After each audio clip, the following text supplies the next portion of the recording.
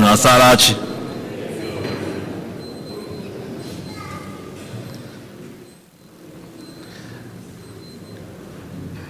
Taa bụ ụka nke isii ncheta mbilite ọnwụ Kristi afọ atọ na arọ ụka. Igbo Catholic Community ji obi aṅụrị ekene ezinụlọ anyị niile, ndị ọbịa niile nọ n'ime ụlọụka tata na ndị niile nọ n'akụkụ ụwa niile anyị na ha ga-achụ àjà Mass tata. Ndị a bụ ndị yọrọ Mass. Ezinụlọ Mike Ifeoma Nkwọcha na-ekene Chineke ka Mike na Ifeoma Nkwọcha na-eme emume ncheta ọmụmụ ha, na-arịọkwa maka amara na ọgwụgwọ Chineke n'isi ha.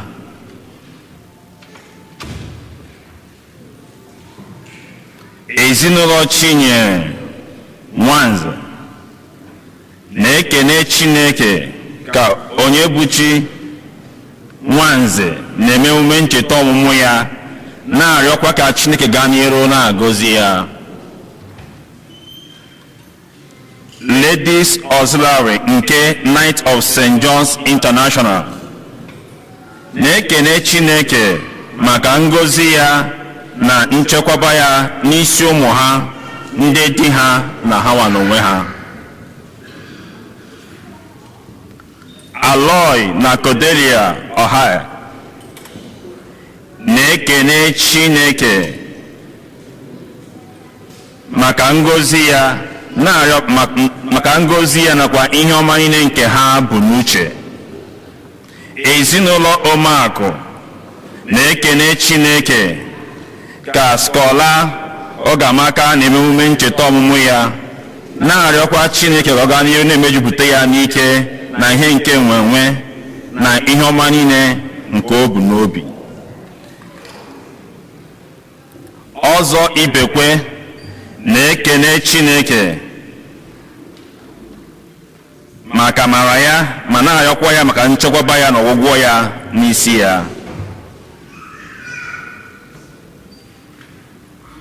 Ọrakwe Ọnwụoli na-ekene Chineke ka Uche Ọnwụ na-eme emume ncheta ọmụmụ ya, na-arịọkwa ogologo ndụ, ịhụnanya, ọganiru n'isi ya.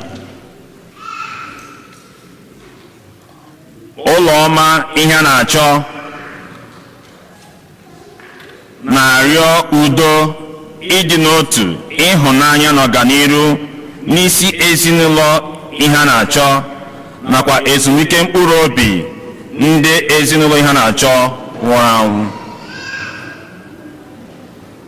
Ụlọma Ihe a na-achọ na-arịọ udo, ịdị n'otu, ịhụnanya na ọganiru n'isi ezinụlọ Oge Ike, na-arịọkwa ezumike mkpụrụ obi ndị ezinụlọ Oge Ike nwụrụ anwụ.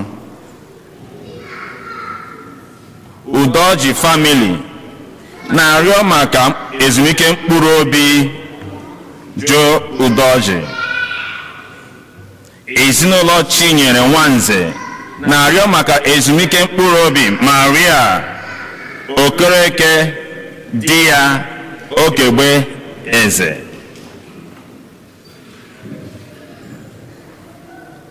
David na Maureen Akụnwafọ na ezinụlọ ya na-arịọ maka ezumike mkpụrụ obi Fada Jude Obochi.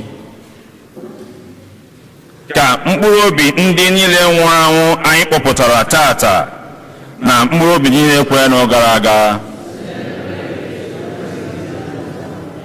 Onye isi nchụaja nke Mass tata bụ ụkọchukwu Chidi Ekpendụ. Kịta ka anyị kwulie ọtọ were aṅụrị n'okwukwe tinyekọta ọnụ n'ukwe. Hymn 77.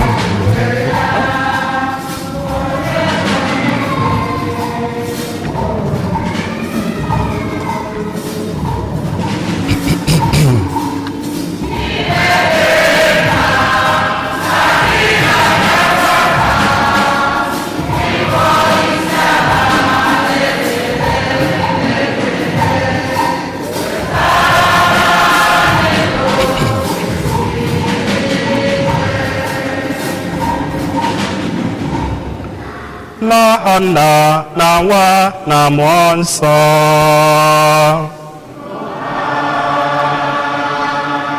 Ka ngọzi nke Onyenwe anyị Yesu Kristi na ịhụnanya nke Chukwu Nna na-edikọ n'otu nke Mmụọ Nsọ na-enye dịrị unu niile.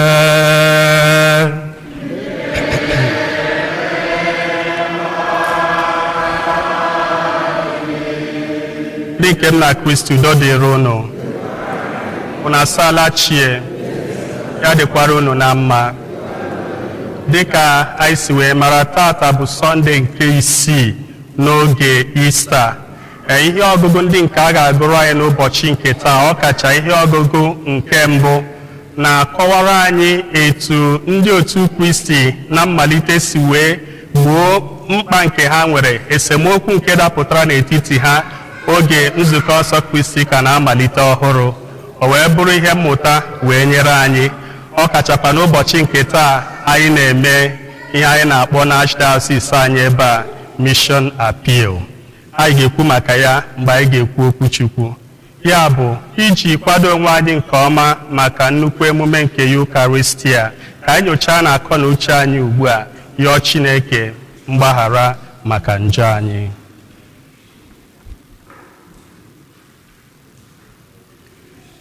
Ekwupụta m gwa Chineke ji ike niile.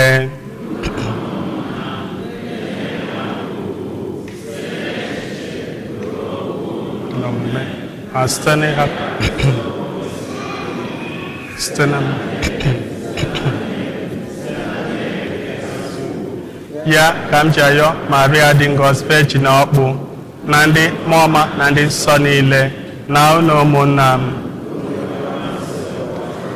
Ka Chineke ji ike niile mere anyị ebere, gbaghara anyị njọ anyị, duru anyị na ndụ ebighị ebi.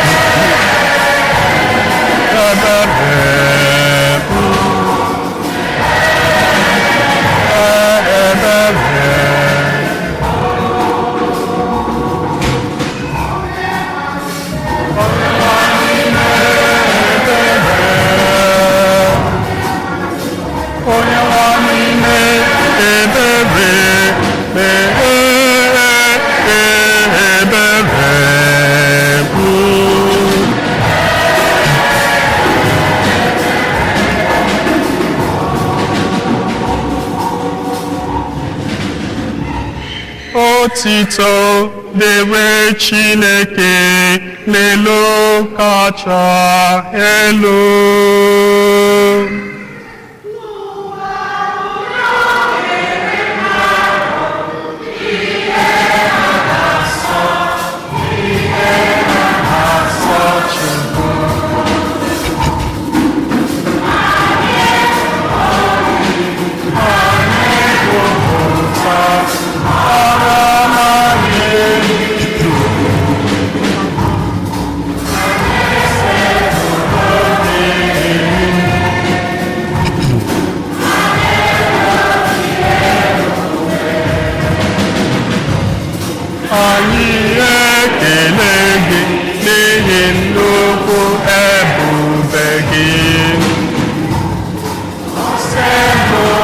Chukwu Chukwu na-achị ihe niile.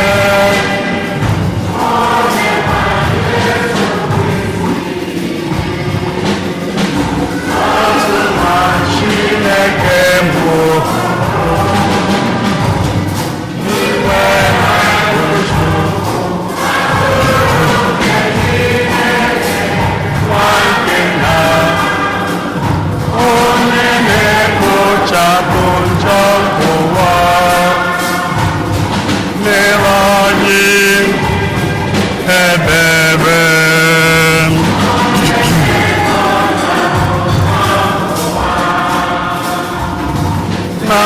Na-arịrịọ anyị onye nọ na Kalvarị mere anyị ebere.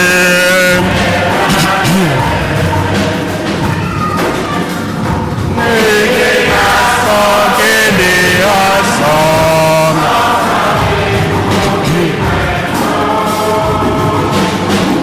Sọsọ gị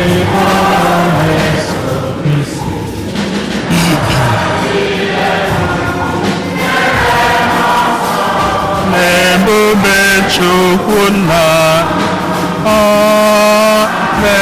amen.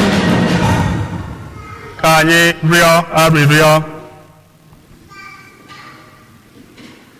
Chineke pụrụ ime ihe niile, nye anyị obi ụtọ n'oge a dị nsọ mgbe anyị na-eme emume iji sọpụrụ dị nwere anyị onye siri n'ọnwụ bilite. Biko mee ka emume ncheta mbilite n'ọnwụ nke anyị na-eme kwa afọ mịta ezigbo mkpụrụ na ndụ anyị. Site na dị nwere Yesu Kristi nwa gị, onye gị na ya dị ndụ na-achị na-edekọ n'otu nke mmụọ nsọ Chukwu site n'ụwa tụwa niile.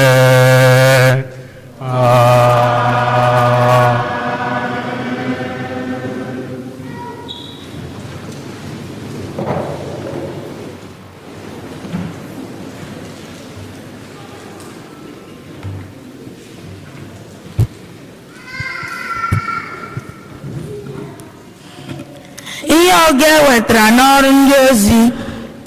N'oge ahụ, ụfọdụ mmadụ wee si na Judia bịa na Antiọk na-akụzi ndị ụmụnna n'ime Kristi sị, agaghị azọpụta unu ma ọ bụrụ na ebighị unu ugwu dịka iwu Mozis si kwu.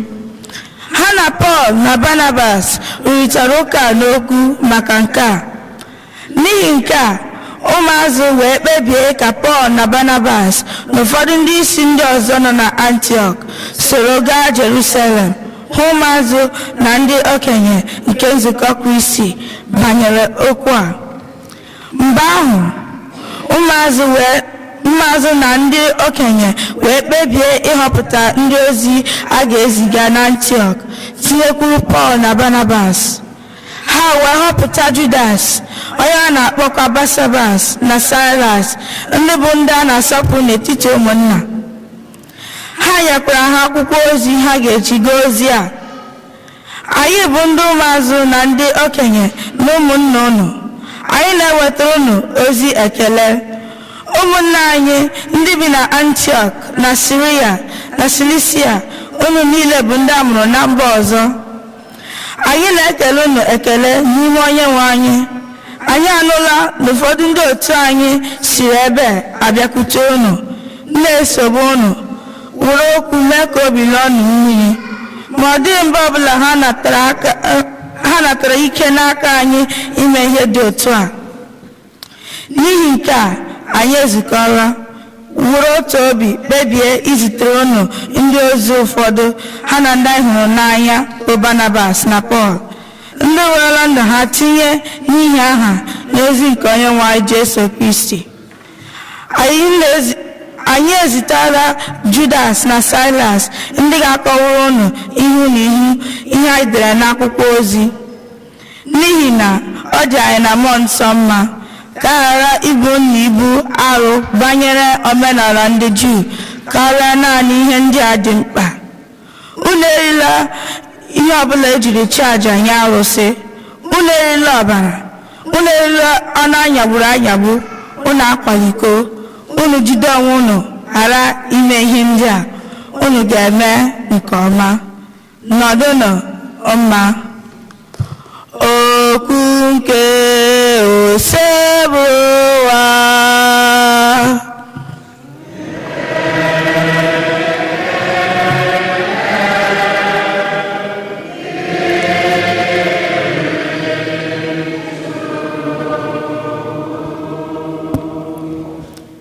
Abụ ọma na azịza, ihe anyị ga-aza bụ Chineke m, ka mba niile too gị, zaa na ya.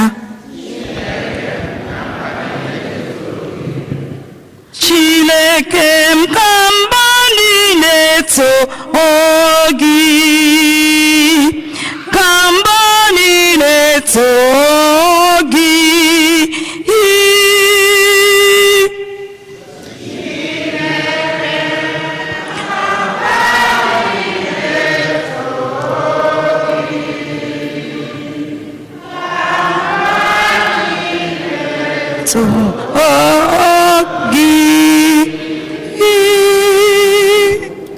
Ka Chineke mere anyị ebere, gozie anyị, ya mee ka ihe ya chakwasị anyị, ka esi otu amata ụzọ gị n'elu ụwa, mba niile ewee mata nzọpụta gị. Azịza: Chineke m, ka mba niile too gị, ka mba niile too gị. Ka ụwa niile ṅụrụ ya, bịakpata ebe ọṅụ, maka na ị kwụbara aka ọtọ wee na-achị mba niile. Ọ bụ gị na-edozi obodo niile dị n'ụwa. Azịza: Chineke m, ka mba niile too gị, ka mba niile too gị. Chineke m, ka mmadụ niile too gị, ka mmadụ niile too gị. Ka Chineke gozie anyị, ka akụkụ ụwa niile tụọrọ ya egwu. Azịza: Chineke m, ka mba niile too gị, ka mba niile too gị.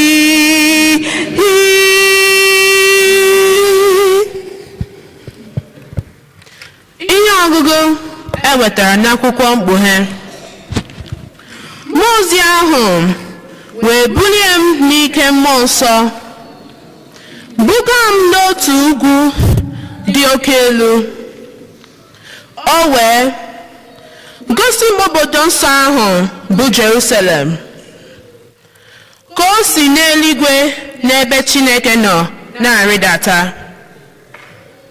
O jupụtara n'ebube Chineke, na-enwu ma na-achakwa dịka nkume dịkasịrị otu oke ọnụọhịa,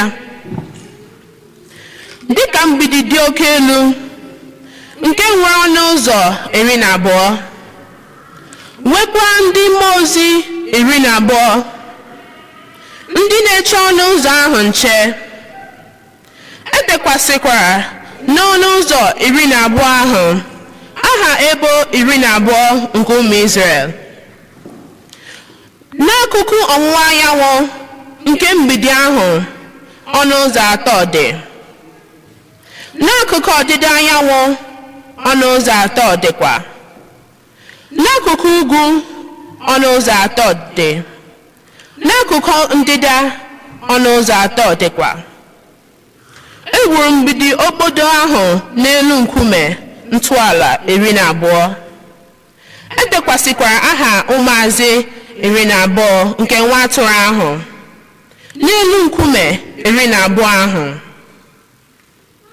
Ọ dịghịkwa ụlọ nsọ ọbụla m hụrụ n'ime obodo ahụ, n'ihi na Onyenwe anyị Chineke nke pụrụ ime ihe niile, ya na nwa atụrụ ahụ bụ ụlọ nsọ ya. Ihe si n'anyanwụ ma ọ bụ n'ọnwa, ọ dịghịkwa obodo ahụ mkpa. n'ihi na ebube Chineke na-enye ha ihe. Oriọna ya bụkwa nwa atụrụ ahụ. Okwu nke ose bụla ụwa. Halle, halle, hallelujah. Halle, halle, hallelujah. Halle, halle, hallelujah. Hallelujah. Hallelujah. Hallelujah.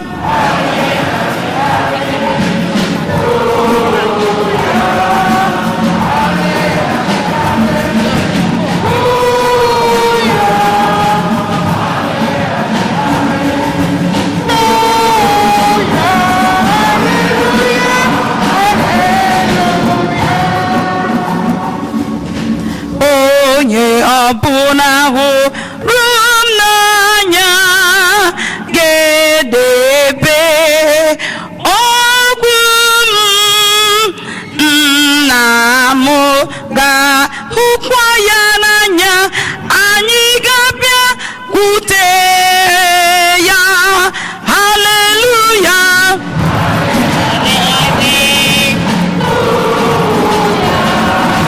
Halle, halle, hallelujah. Halle, halle, hallelujah. Hallelujah. Hallelujah. Onye nwe anyị nọnyere unu.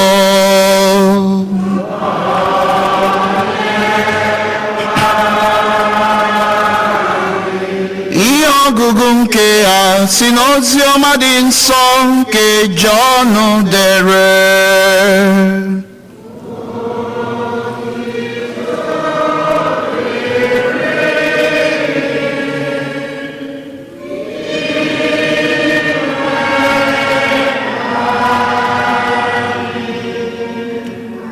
Jesu gwara ndị ụmụazụ ya sị, ọ bụrụ na onye ọbụla hụrụ m n'anya, ọ ga-edobe okwu m. Nna m ga-ahụ ya n'anya, anyị ga-abịakwutekwa ya, mee ya ebe obibi anyị. Onye na-ahụghị m n'anya agaghị edobe okwu m. Ma okwu nke unu na-anụ abụghị nke m, kama nke nna m bụ onye zitere m. Agwala m unu ihe ndị a ugbu a mụ na unu ka nọ, ma onye nkasi obi ahụ bụ Mmụọ Nsọ, onye nna m ga-ezite n'aha m, ga-akụziri unu ihe niile. Ọ ga-emekwa ka unu cheta ihe niile m gwara unu. Udo ka m na-ahapụrụ unu, udo nke m ka m na-enye unu. Ọ bụghị dịka ụwa si enye udo ka m si enye ya unu. Ka obi unu ghara ịlọ mmiri, ka unu gharakwa ịtụ ụjọ. Unu anụna na agwara m unu na aga m ala, na emesịa aga m alaghachikwute unu. Ọ bụrụ na unu hụrụ m n'anya, unu gara aṅụrị ọṅụ na m na-alakwuru nna m, n'ihi na nna m buru ibu karịa m. Ugbu a agwala m unu ihe a tupu o mezuo, ka ọ ga-abụ mgbe o mezuru unu ekwere. Ozi ọma ka ose bụrụ ụwa.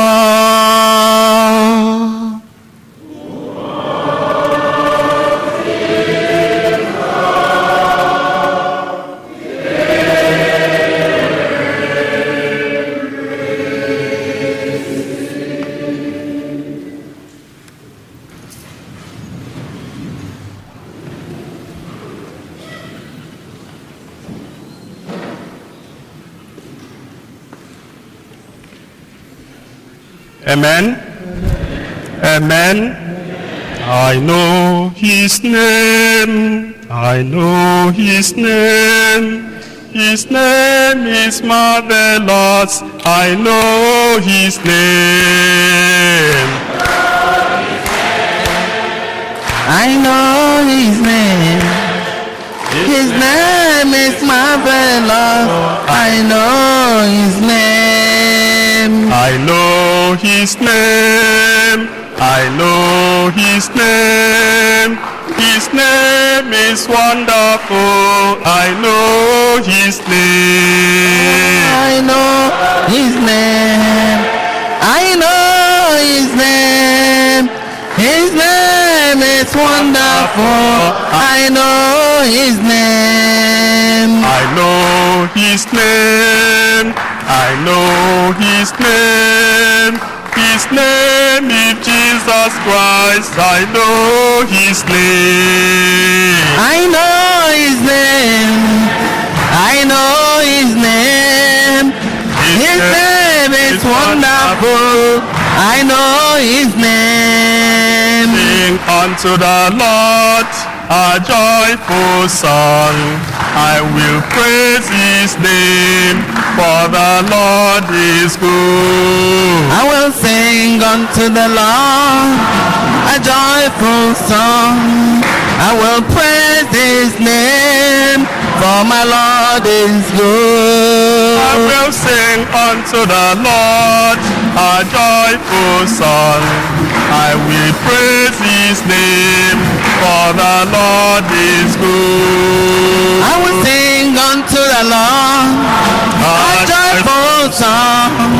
I will praise His name, for my Lord is good. Sing unto the Lord a joyful song. I will praise His name, for the Lord is good. I will sing unto the Lord a joyful song. I will praise His name, for the Lord is good. I will sing unto the Lord a joyful song. I will praise His name, for the Lord is good. I will sing unto the Lord a joyful song. I will praise His name, for the Lord is good. Nara, nara, oh, narekele, narekele, Chineke na narekele, oh.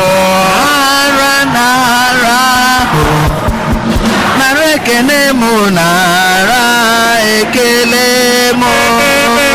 Narekele, oh. Nara, nara, oh, nara ekele, nara ekele mo. Narekele, oh. Nara, nara, oh, nara ekele, nara ekele mo. Narekele, oh. Nara, oh, nara ekele mo, nara ekele mo. Glory be to God in the highest. Hallelujah. Amen. Udo dịrị unu. All right. Tupu m amalite ikwu okwu Chukwu ya na egwu na ihe m ji maka ya were nọrọ ebe a taa. O tego aka m na-abịabeghị ebe a. Enwere onye otu anyị hụrụ m outside ya sị Fada Ekpe Ndụ. Ha! Utekwana na afụbeghị nsị ya yes, o nwere ihe butere m ebe a tata. And I'll let you know when we start the mass. Igwu na eziokwu ndị nke m hụrụ n'anya oge m rutere ebe a n'ụtụtụ a. The first thing that struck me bụ the school. M na-ele ya anya, m so ozikwa ebe a because ọ bịara gbanwee m n'anya too much. M na-wonder ma agara m na the wrong place, you know. But m jishikwa ike nnọọ nyara moto bata ebe a park ya. Then I came into the church. I was blown away by the radical, substantial, significant transformation m go na church. Honestly. it was all so much for me, and I had to call Father Jude and say, Father, you guys have done marvelous work here. So achọrọ m iji ohere number one kele Father Jude, because it takes good leadership to realize this kind of thing. So I'm ekele ya n'ụzọ pụrụ iche for the incredible work that he has done and continues to do in this parish. Please give it up for him, please. Round of applause to Father Jude. Then achọrọ m ikele unu n'ụzọ pụrụ iche. It takes two to tango. You could have a good leadership. If you don't have good followership, you wouldn't realize much. You get much success. So it's because that you people are cooperating and collaborating with him, and then also you're so generous. We are proud of you. You ought to be proud of yourselves. Please give it up to yourselves. Good job. Thank you so very much. I mean, this place is so beautiful now, and Mara, I am here today for mission appeal, and the familiar with mission appeal every year, where people come to appeal for help for dioceses and parishes in other parts of the world that need our assistance. Now, the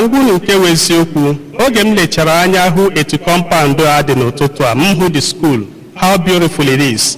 The outside of the church painted, everything trimmed. Inside of the church so beautiful. Even Father Jude Bukurishia self, all Kurishia. So everything they well trimmed here. So Obiaba Fuomo, because Adamemu Nakana today, you see, Ndimna Binarego, with Yenila Harugoro, you know. But nothing is impossible with God, amen? Because looking at your faces, yeah,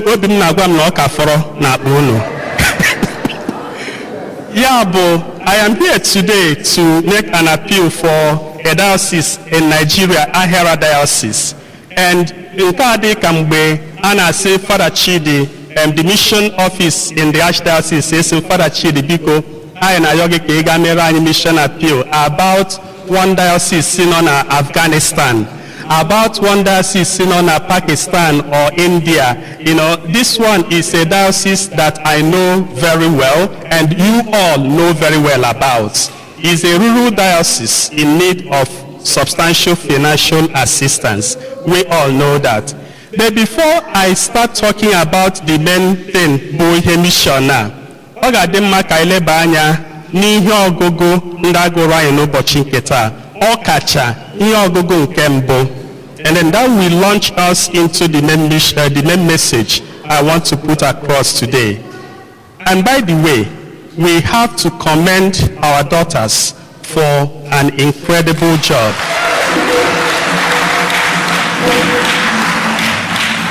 Good job. I mean, ụmụaka mụrụ n'obodo a isi ụtọ a na-agụ Igbo is very, very encouraging. So ndị na-akwado ha anụ nwa aka. Good job. So thank you so very much for proclaiming the word of God so brilliantly. I understood everything that you all read. That was marvelous. So I get ihe ọgụgụ nke agụpụtara anyị n'ụbọchị nke taa. You would permit me to center our reflection on the first reading. Gịnị ka first reading na-agwa anyị maka ya?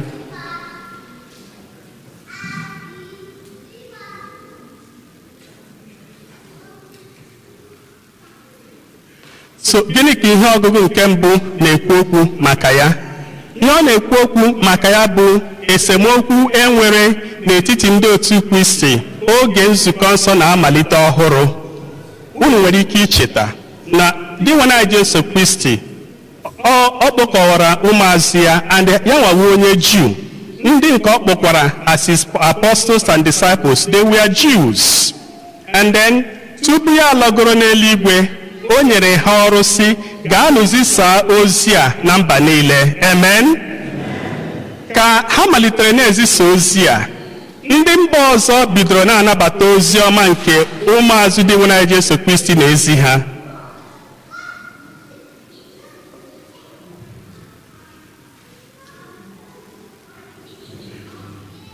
so ha bidoro na-anabata ozi nke ụmụazụ dị nwere Jesu Kristi nọ n'ezi ha ka ha nọ na-agagharị n'ezi ozi a. Ya mere ụfọdụ na ọtụtụ ndị na-abụghị ndị Jew, ya ndị a na-akpọ Gentile, and the word Gentile n'oge ahụ bụ onye ọbụla na-awụghị onye Jew, a na-ahụta ya dịka onye ọgọ mmụọ. So another word for Gentile bụ pagan. So ndị Gentile ma ọ bụ ndị pagan, in other words, ndị na-abụghị ndị Jew na-kwere ozi nke ụmụazụ nọ n'ezi bịara bụrụ ndị otu Kristi, nke bụ na mgbe a batara n'ụlọ ụka enwe ma ndị Jew ma ndị na-abụghị ndị Jew, mana ha niile a nọrọ n'ụlọ ụka wụrụ ndị na-efe Chineke, ndị na-eso diwe Jesu Kristi. Mana ka oge bịara na-aga, ụfọdụ ndị Jew ndị okpukperechi na-anụ ọkụ n'obi too much, those that were overzealous. Mana from time to time a na-enwe ndị na-enwewe Holy Spirit nke a na-akarị nke ibe ha. Unu aghọtara level m n'ugbu a? So those people that had more Holy Spirit than the rest ebido na-enye nsogbu na-asị na ndị nke Gentile a, in other words, ndị a na-abụghị ndị Jew that have now embraced the new faith and become part of our community, na ha kwesịkwara ibido na-eme observe all the Mosaic and Judaic or Jewish laws. Na a ga-ebido na-emekwa omenala anyị niile, one of which was circumcision. Na a ga-ebido biwe ha ugwu. Mind you, ndị Jew na-ebi ugwu, Gentiles anaghị ebi ugwu, mana all of them nọ n'ime nzukọ now. Then ndị Jew abịa sị na anyị nwabụnụ ndị nwe ala, therefore na a ga-emekwe ndị a ka ha bido mewe ibi ugwu, this as we do in our culture. Ndị Gentile asị, biko, this is not what we signed up for. Na anyị bịara ife dị nwe Jesu Kristi, anyị bịara ikpere Chineke. Ekwa nke bụ ịchọ impose on us your own cultural practices. Unu na-aghọtara ihe m na-ekwu? Why not keep your culture? Anyị nwa ka ikwu nke anyị bete onye anyị na-esowe onye dị nwe Jesu Kristi. Esemokwu adị. Ọnya nwa mere eji wee kpọọ oku kansụl ọgbakọ nke mbụ enwere na Jerusalem ka eji ewere ya were mezie esemokwu a dapụtara anụ. And the resolution of that conflict is what we have today as our first reading. Ụmụazụ ezukọ, ndị okenye ezukọ leba anya n'okwu a wee sị na o kwesịghị ekwesị ịbịa na-enye ndị abatara n'okpukperechi ọhụrụ inye ha nsogbu na-adịghị necessary. Na ha mee ihe ndị dị oke mkpa, dịka na ha erizina anụ agọrọ arụsị, na ha erizina na-anyagburu anyagbu, na ha ṅụzina ọbara, na ha ebizina ndụ anụ ahụ. Once ha mere ihe ndị a, unu hapụ ha ozuola. You don't have to overburden them with things that are not so much essential. Once they do this, that should suffice. And ka ha mechara ha day later, were send ya, wee shota solve all the problem. Utito dịrị ya eso. Ndị nke m na Kristi, ọ bụrụ na anyị ele anya na this intervention ndị ụmụazụ mere n'oge ahụ, anyị ga-ahụ the underlying motive here. The motivating factor here bụ charity. The motivating factor here is love. The motivating factor here is that instinct and impulse to make things better and easier and lighter for the other person, as against making things unnecessarily complex and difficult for people. Because ndị anọ na-asị na a ga-ebi ndị nke ugwu na-achọ ime ka ihe siere ndị nke ọzọ ahụ ike. My beloved sisters and brothers, Chineke nna ekeghị mụ ka m mekpawa mmadụ ibe m ahụ. Ọ ihe onye ọbụla kwesịrị ịgwa onwe ya. God has not created me. Chukwu na-ekeghị m ka m na-eme ka mmadụ ibe m na-eru uju, ka ọ na-anọ na mwute, ka ọ na-ehi anya mmiri, ka ihe na-esiri ya ike. Absolutely no. Chineke enyeghị m ndụ, nye m ahụike, tinye m n'ọnọdụ o tinyere m taa ka m nwee ike were ya na-emechi ndị mmadụ ike. Onye Chukwu nna ji nye m ngọzi niile a? No.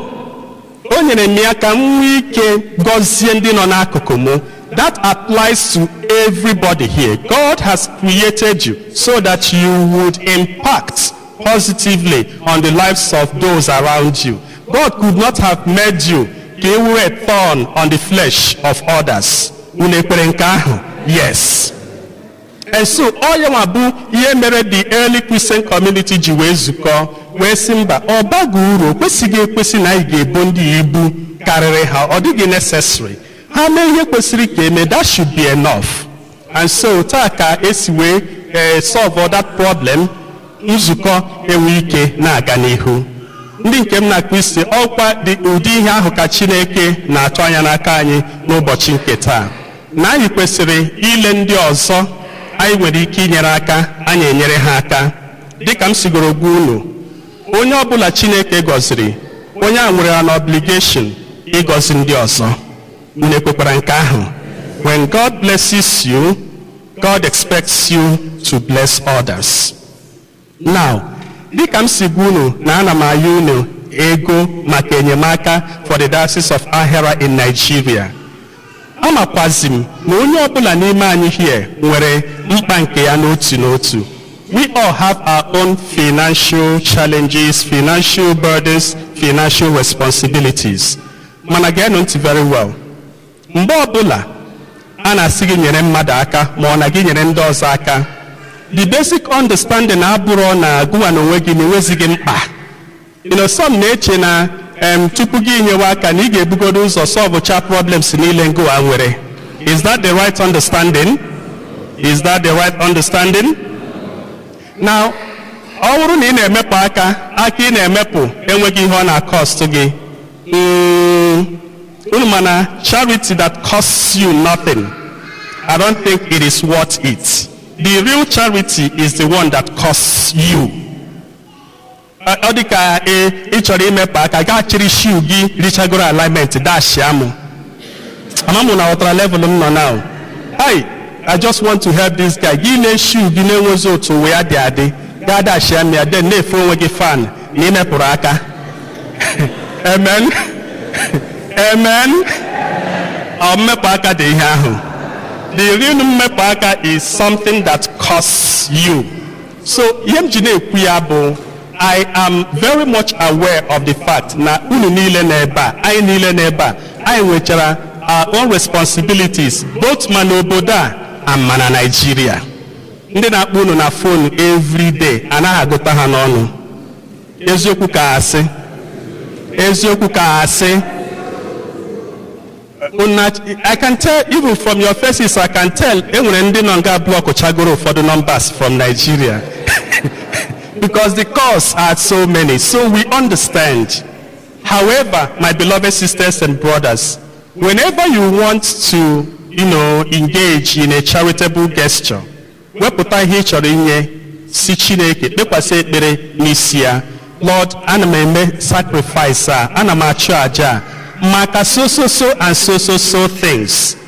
Because that Nina move on today, now certain things are working out for you. Igaga maybe the graces is na-abịa. Una na wata ihe m na-ekwu. Yeah, but I am asking you today, my beloved sisters and brothers, to try as much as possible, as much as you can, to help the rural diocese of Ahera. Mgbe emecha I get envelopes once I am done speaking now. And then if you look at the envelopes, you would see the directives that are given or written down there. Obu nature ETA check. On Nigeria today, nwere ike were the envelope la, then next Sunday, if you chaya day check you will there, or ichokwi meyata, you will still have the opportunity, or QR code. If you want to scan it, you also have the opportunity to do so.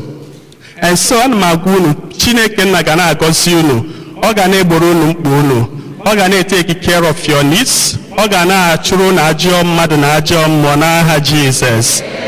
And may God continue to bless and reward you most abundantly through Christ our Lord. Amen.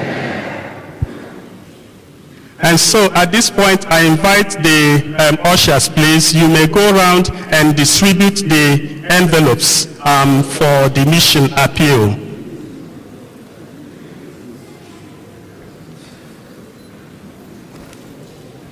It's okay. Appeal time.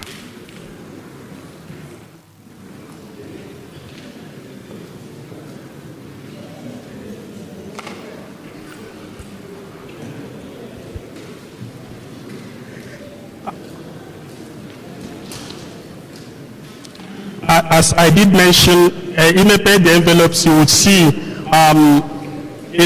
options you were to make your donations. However you want to go about it, you choose the options that you would want to use.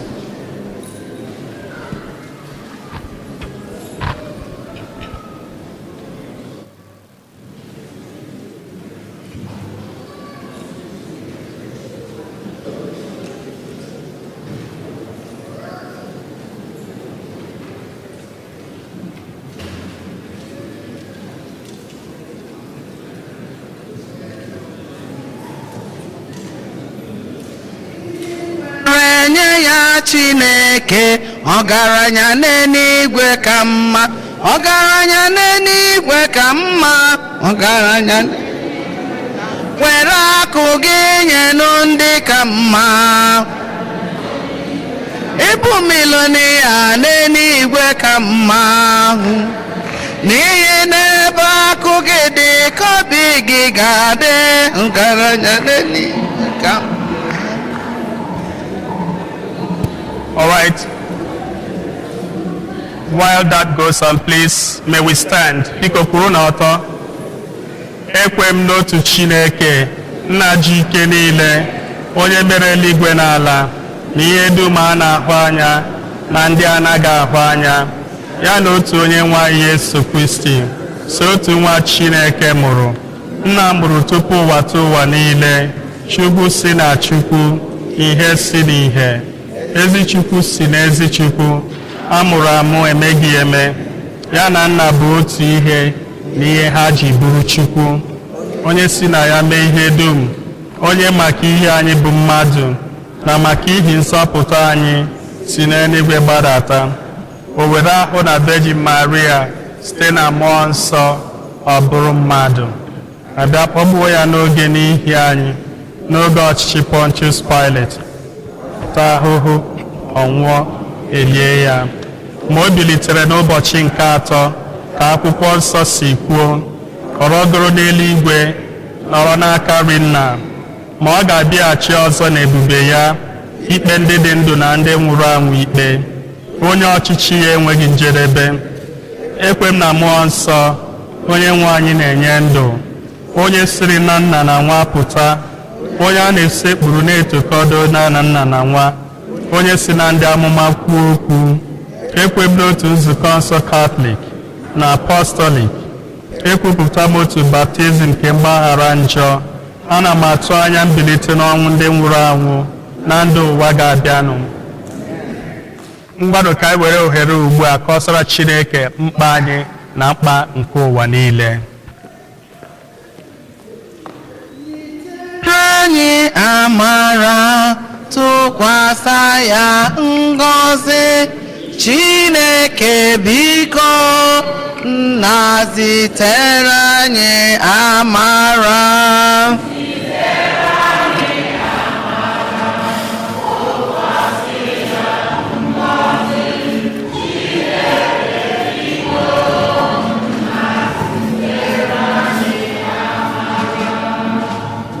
Maka Pope anyị bụ Pope Leo 14, maka ndị odibo ndị a na-agbara Chineke odibo, ka mmụọ nsọ na-edu ma na-agbaziri ha n'ime mkpebi ha niile, anya yọgide nwenu.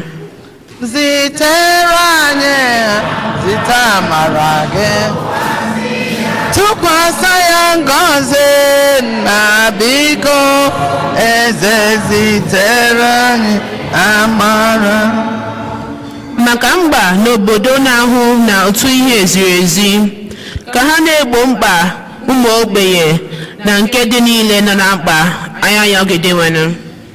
Zitere anyị, zite amara gị, tụkwasị ya ngọzi na biko na zitere amara.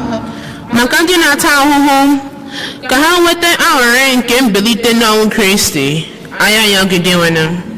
Zitere anyị, zite amara gị, tụkwasị ya ngọzi nna biko eze m zitere n'ụmụ amara.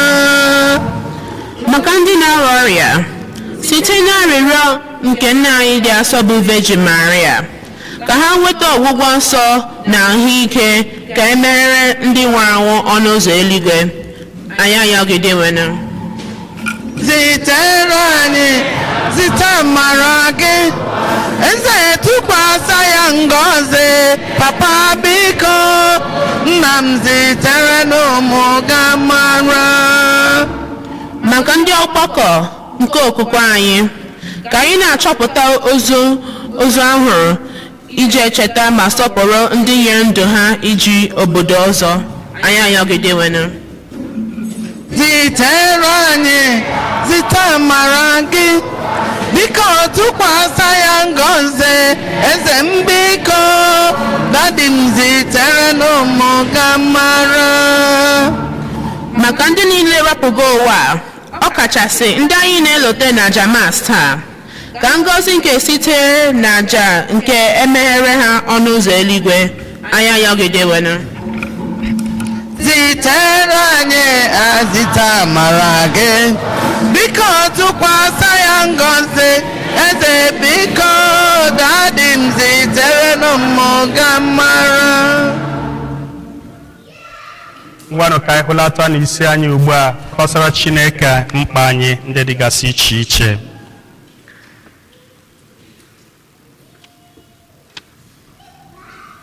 Chineke nna pụrụ ime ihe niile, nna ịnụla ekpere nke ụmụ gị, biko mezuru anyị ihe ndị a niile na-akpa anyị, ka na ahụ ka na mkpụrụ obi, dịka uche nsọ gị si wee chọọ, site na Kristi inwe na anyị. Amen. Hymn 175.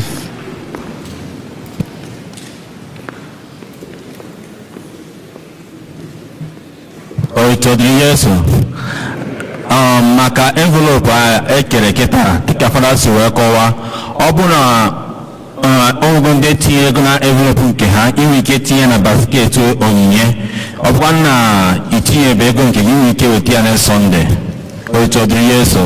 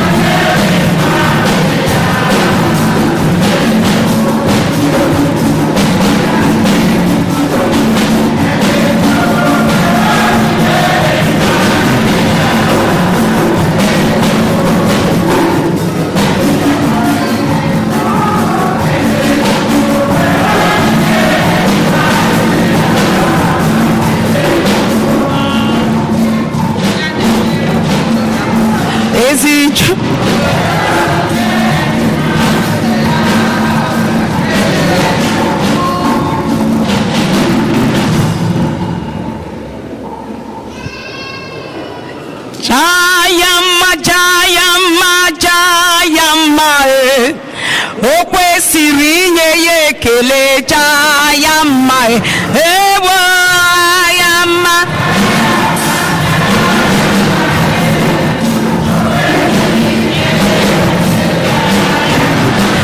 aida ya mma bulie elu ekele o kwesịrị inye ya ekele ya mma ewo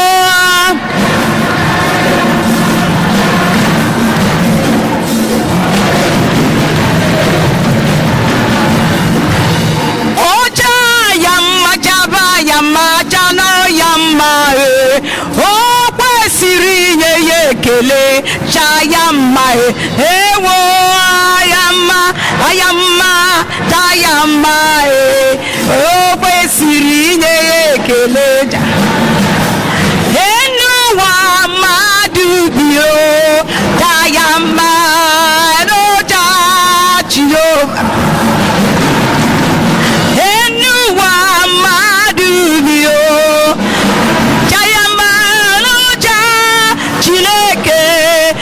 ayama ihe kere ekele n'ụwa nka jayama jaya Chineke aya o ihe kere ekele n'ụwa nka jayama o Chineke jaya o jayama o jawama no Chineke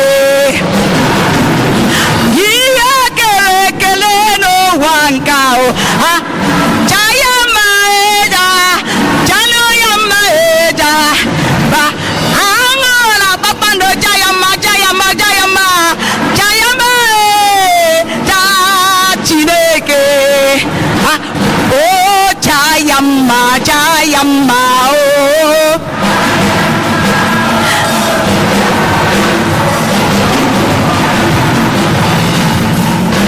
anyị ga-eburu hallelujah eburu anyị ga-abara hallelujah abara aga m eburu hallelujah eburu bara hallelujah abara bagara Chineke nlọta ihe ọma na-emere m buru hallelujah eburu onye na-eme mma echeta obi esi ike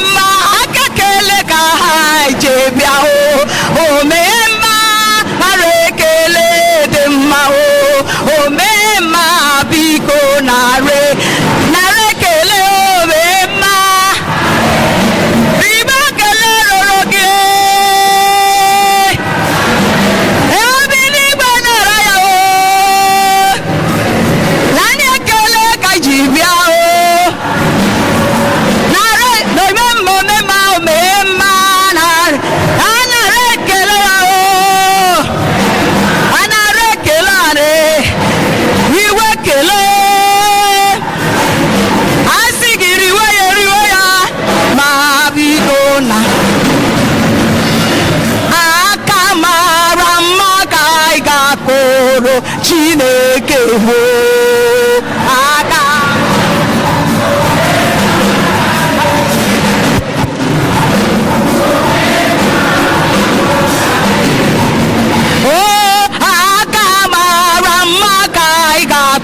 o Chineke mo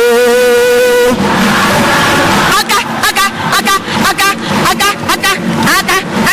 hey aka mara mma ka ị ga-akụ onye na-enye ndụ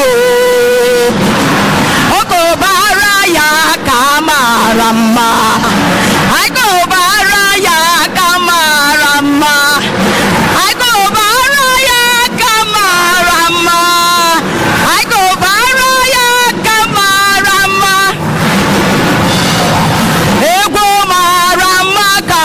onye na-enye ndụ egwu mara mma ka anyị ga-agbara onye na-enye ndụ ọ gbabara ya egwu mara mma gbabara ya egwu mara mma karịa ya egwu mara mma anyị gbabara ya egwu mara mma onye anyị nọ n'obi ya o siri ike onye anyị nọ n'obi ya ọ kara aka onye anyị nọ n'obi ya siri ike onye anyị nọ n'obi ya ọ kara onye anyị nọ n'obi ya o siri ike onye anyị nọ n'obi ya ọ kara aka anyị nọ n'obi ya onye anyị nọ n'obi ya onye anyị nọ n'obi ya o siri ike onye anyị nọ n'obi ya ọ kara aka anyị nọ n'obi ya siri ike onye anyị nọ n'obi ya ọ kara aka ole igwe ole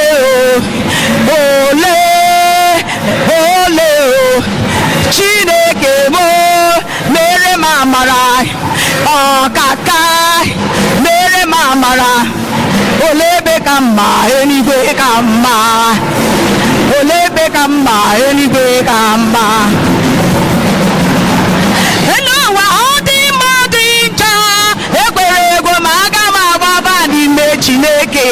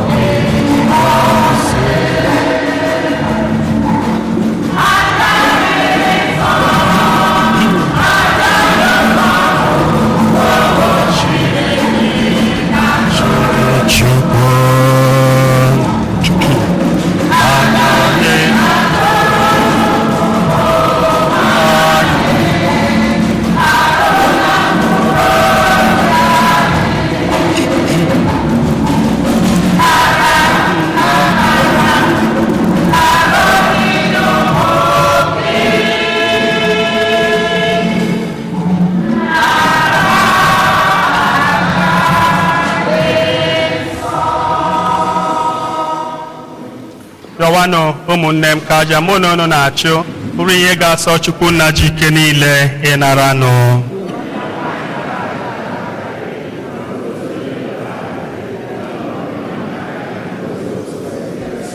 Onye nwe anyị, ịkpọọla anyị ka anyị bụrụ ndị na-eso gị, ịsachapụla anyị mmehie anyị niile. Biko nara arịrịọ na onyinye anyị na-achụnyere gị, mee ka anyị kwesị ịnata ihe ọgbụgba ndụ nke nnukwu ịhụnanya gị site na Kristi onye nwe anyị. Onye nwe anyị nọnyere unu.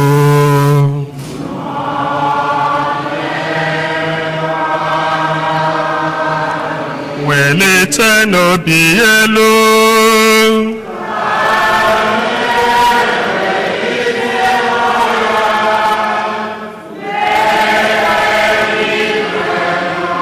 Anyị nye n'ụdị nwe n'Chukwu anyị ekele.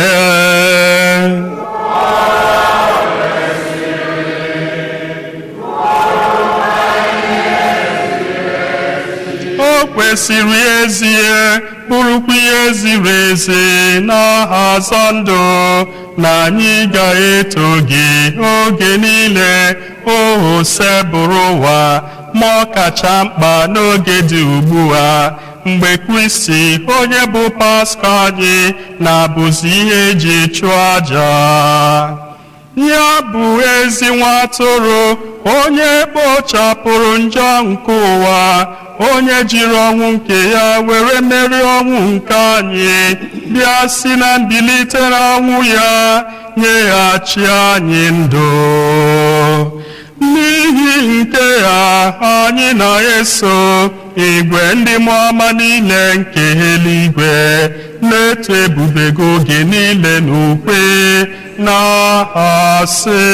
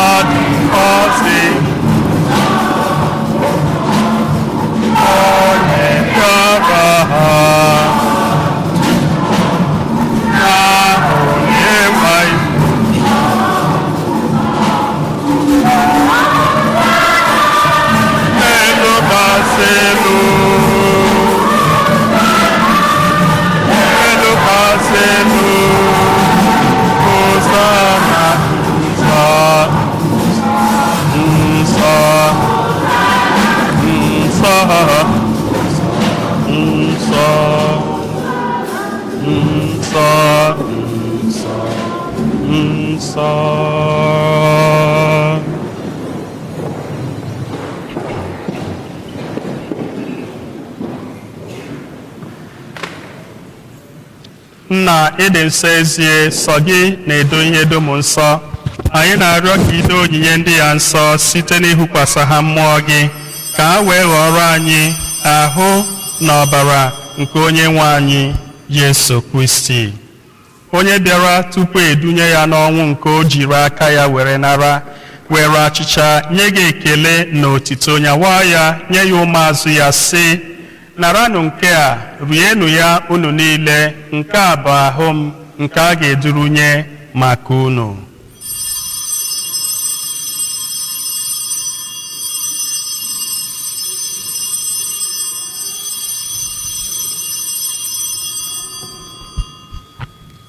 Etu ahụkwa ka o siri mee mgbe ha richara nri anyasị, o buru iko mmanya, nyekwa gị ekele na otito, bunye ya ụmụazụ ya sị, naranụ nke a, ṅụọnụ ya unu niile, nke a bụ iko oke ọbara m, nke ọgbụgba ndụ ọhụrụ dị ebe ebe. A ga-agba ya n'ihi unu na n'ihi mmadụ niile ka e were gbaghara njọ. Na-emenụ nke a na ncheta nke m.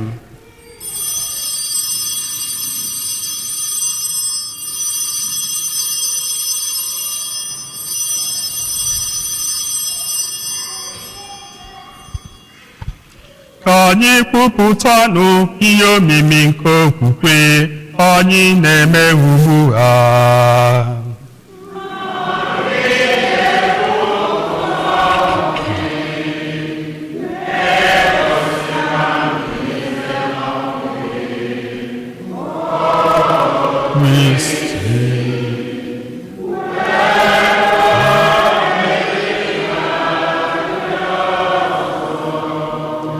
Nna, na ncheta nke ọnwụ na mbilite n'ọnwụ nke nwa gị, anyị ebunye gị achịcha nke ndụ na iko nke nzọpụta.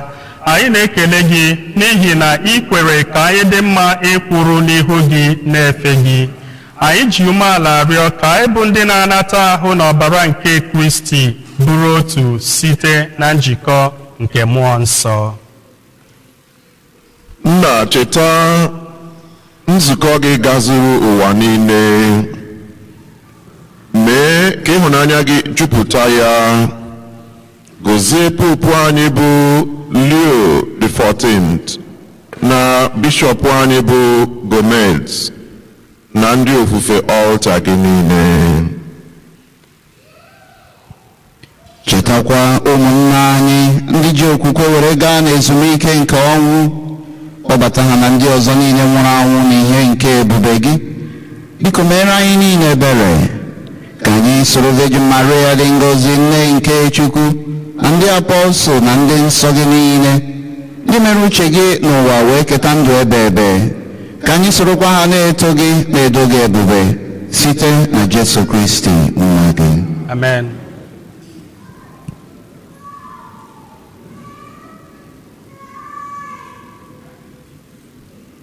Ihe niile kere eke na-eso ya bụ Kristi, na-esikwa n'ime ya na n'aka ya, na-edikọ n'otu nke mmụọ nsọ, na-enye gị bụ Chukwu Nna ji ike niile, nsọpụrụ na otito niile, site n'ụwa tụwa niile. Amen. Amen. Amen. Blessings and glory, wisdom, thanksgiving, and honor, power and might belong to the Lord forever and ever. Amen. Ụmụnna, ka anyị were ekpere nụ onye nzọpụta anyị kụziri anyị, were kpọkuwe Chukwu Nna.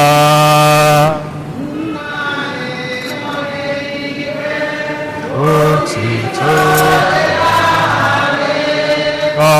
ọchịchị ka iwu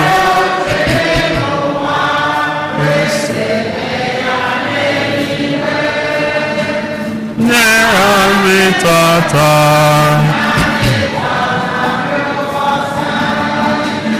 Gbaghara anyị, gbaghara anyị mmehie anyị, etu anyị si gbaghara ha mmehie ha. Gbaghara ha mmehie ha.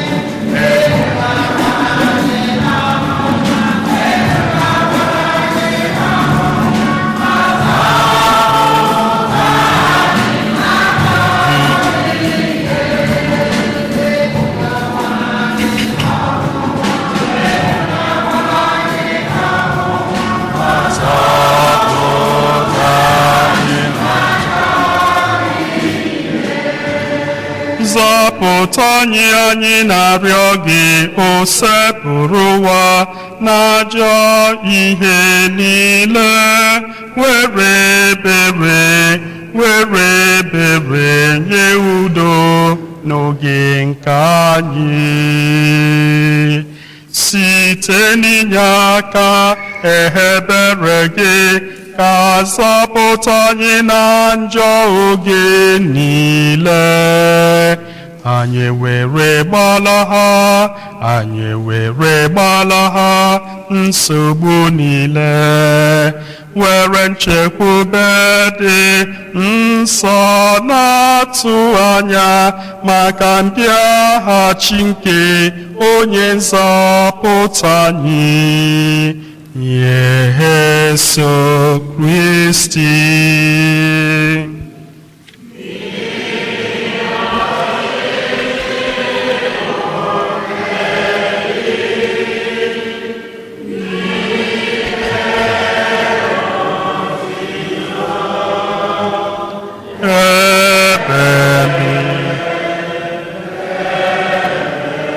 Onye nwe anyị Yesu Kristi, onye gwara ndị apọstụl gị, udo ka m na-ahapụrụ unu, udo nke m ka m na-enye unu. Elekwala anya na njọ anyị, kama lekwasị anya n'okwukwe nke nzukọ gị. Nye ya udo na-edekọ n'otu mgbe niile, ka uche gị siri chọọ, gị bụ onye dị ndụ na-aghachi ebebe.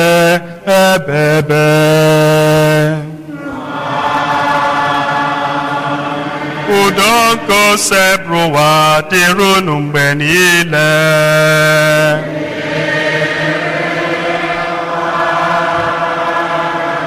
Onye ọbụla metụ ibe gị aka, sị ya,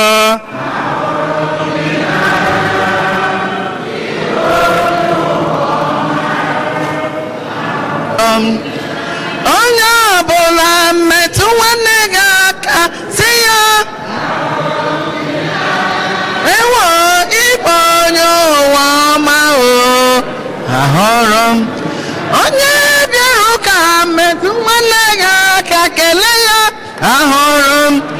Ezi nwanne m, ịbụ onye ụwa ọma, ahụrụ m gị n'anya.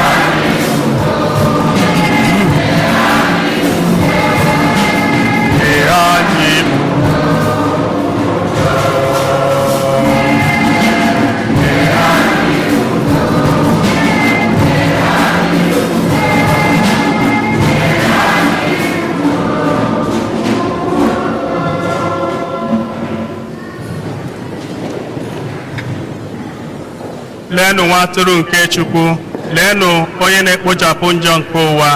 Anyị nwere isi ọma bụ ndị a kpọrọ n'oriri nke nwa atụrụ Chineke. Dị nwenụ metọrọ m ịbata n'ime obi m, ma kwuo sọfokwu n'obi m na-adịrị. Ka ahụ na ọbara Kristi chekwaba anyị ruo na ndụ ebe ebe. Amen.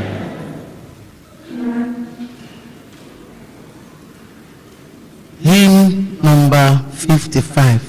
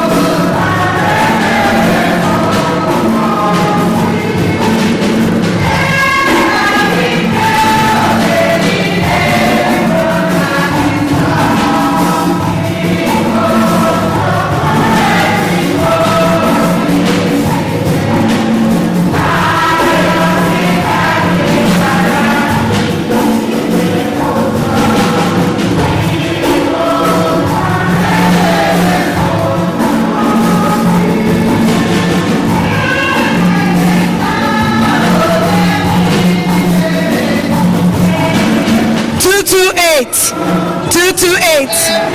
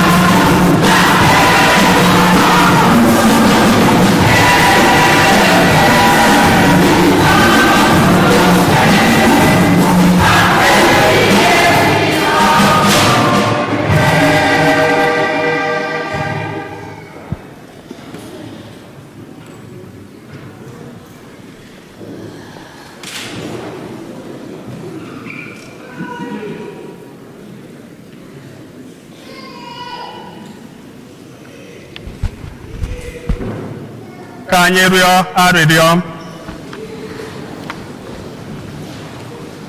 Chineke pụrụ ime ihe niile, Nna dị ebighị ebi, ịkwadola anyị maka ndụ ebighị ebi n'ime mbilite n'ọnwụ Kristi.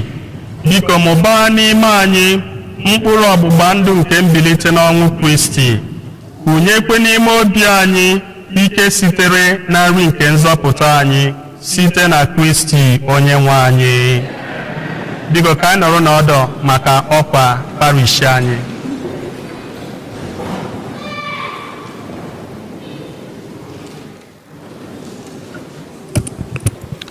Oito dịrị Yesu. Tupu mmalite announcement, ọ bụrụ na ị na-achọ your case a na-achọ onye nwe ya, biko ọ bụrụ nke gị after the announcement bịa were ya.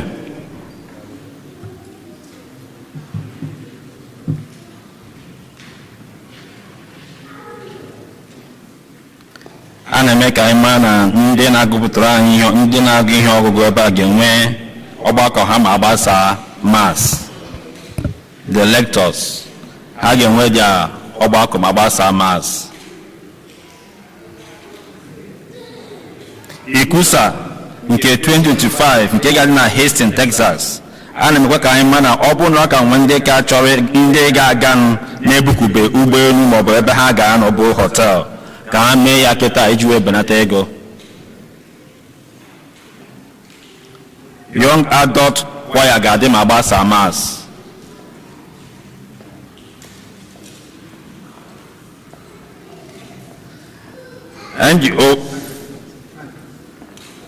Anji okwu na-ekene ndị chọọchị anyị ka ha si nọnyere ya na funeral mass nke akara na Friday. Ọ ga-abụ Friday nke gara aga.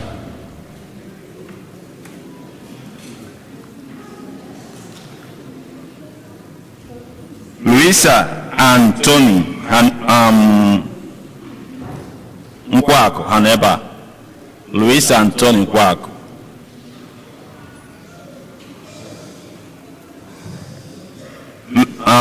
Amam ga na-afụ ụmụnna ndị nọ n'azụ. Luisa and Tony Nkwaku a ga-enwe funeral mass their mother-in-law ebe a on 30th Friday, this coming Friday. So a na-asị ka onye ọbụla bịa nọnyere ha.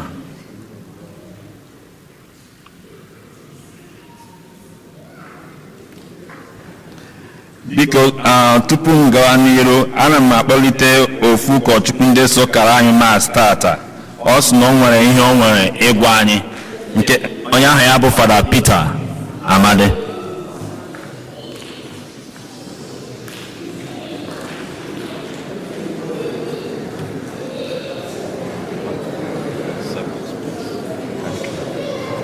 Otito dịrị Jesu.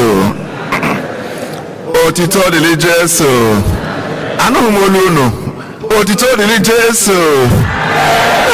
Ugbu a ka akụnụ bịara.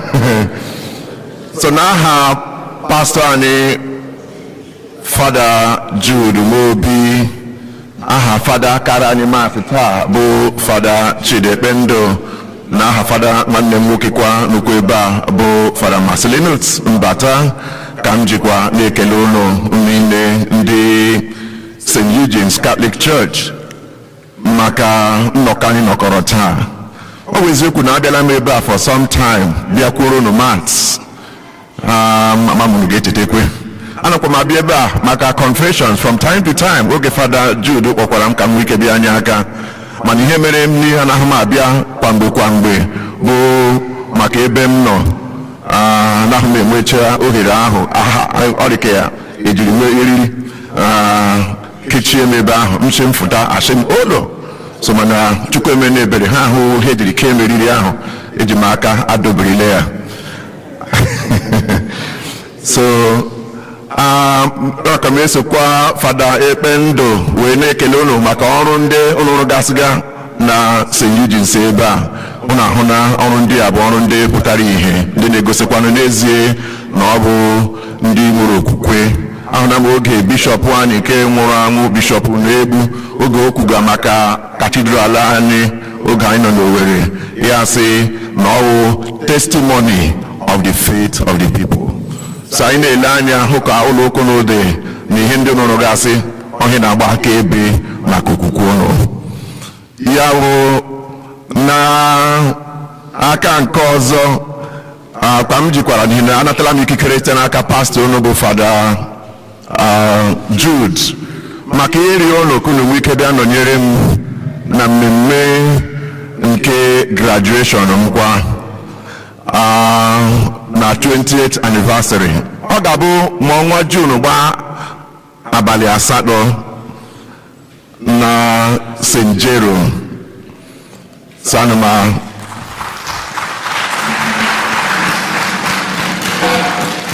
Samario nukunu wike bịa nọnyere m nọnyekwara anyị niile ndị Igbo community na anyị niile ndị kenu na St. Jerome's. So ka Chukwu wike gozie unu na-abịa. Ka otito niile wụrụ ka a ga-enye aha Chineke nna mana agamnihu ịhụnanya udo ugwu na nsọpụrụ wike wụrụ nke anyị. In Jesus' name we pray.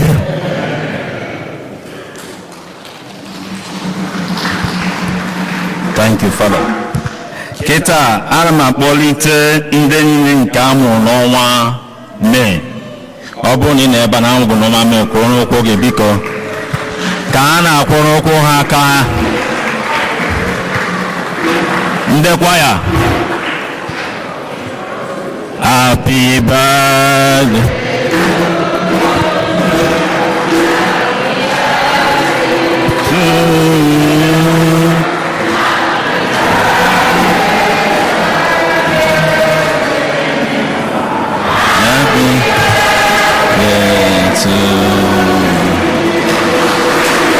Hip, hip, hip. Oito de Yesu. Anna boite kwa amammo wende tabu but oito de Yesu. Nde tabu ụbọchị mbụ ha Israel na aja misa. Biko ọ bụ na tabu mbụ gị Israel anyị kwụrụ ụkwụ gị biko. If today is your first day of worship with us here, may you stand. Anyị nwere ndị ọhụrụ ebe a taa. Okay.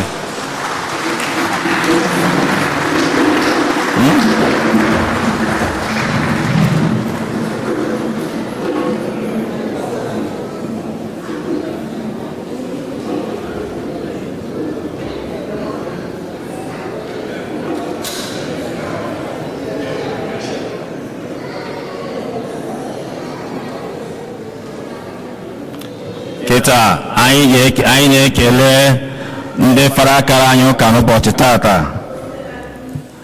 Onye nke mbụ bụ onye nke bịa na announcement ebe a, Fara Peter Amade, ka anyị kụpụrụ ya aka. Onye nke abụọ onye nke anyị ma, Fara Maslenus Mbata, ka anyị kụpụrụ ya aka. Then onye ikpeazụ ga Chief Celebrant Fara Chid Ekpendo, ka anyị kụpụrụ ya aka. Happy Memorial Day to you all.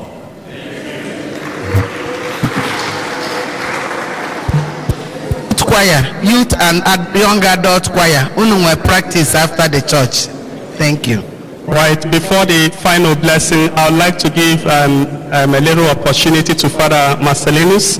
He has a little good message to share with us. Father.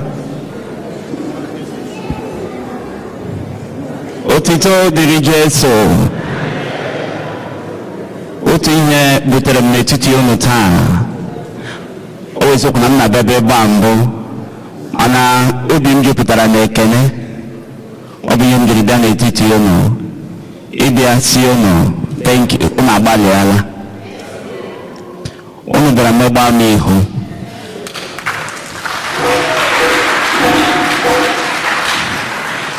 Ebe m nọ matara mbọsị a Sọnde gara aga na o nwere ebe m si. And ha kwetere na unu na-emesi ihe ike. Unu nwa aka. So ana m ekele unu niile, ma ndị nna ma ndị nne, ndị bịaranụ na ndị na-abịanwuhu mana ha siri na ihe ha nwere were nye aka ịhụ na nri ndị Nigeria na-achọghị ya achọ mbọsị aha. Even ndị ọcha rigekwuru ndị Nigeria.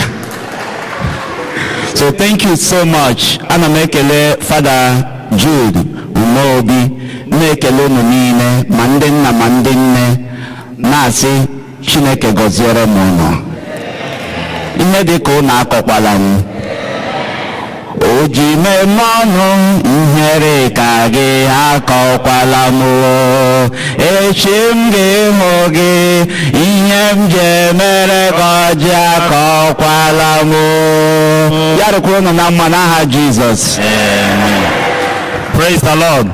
Biko ndị Holy Spirit Charismatic na-eme ka anyị nchama na a ga-enwe Pentecost Week nke ga-adị ụbọchị June 4th, 5th and 6th by 6 p.m. Biko a na-asị ka anyị nchaba soro ha na ya bụ Pentecost Week. Praise the Lord. Oito dị Yesu.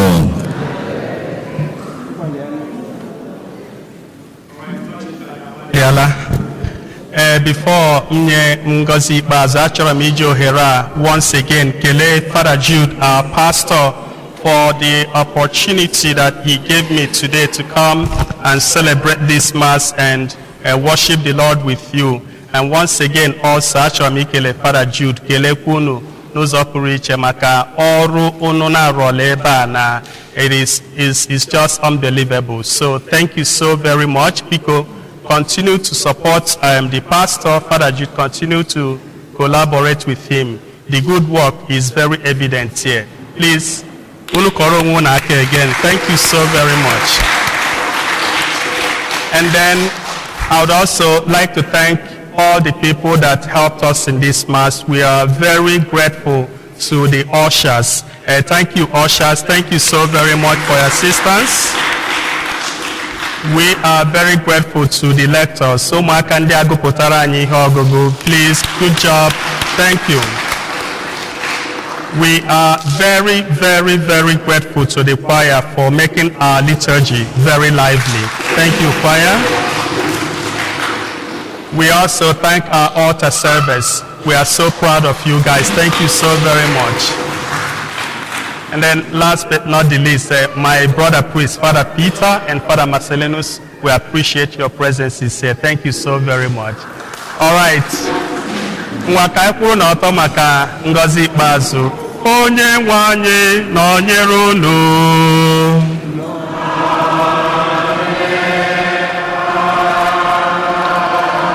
Ka Chukwu jike niile gọzie unu, Nna na Nwa na Mmụọ Nsọ.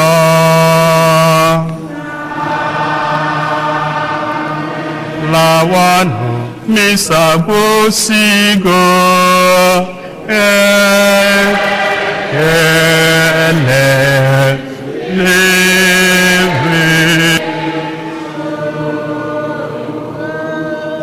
Hymn number 254.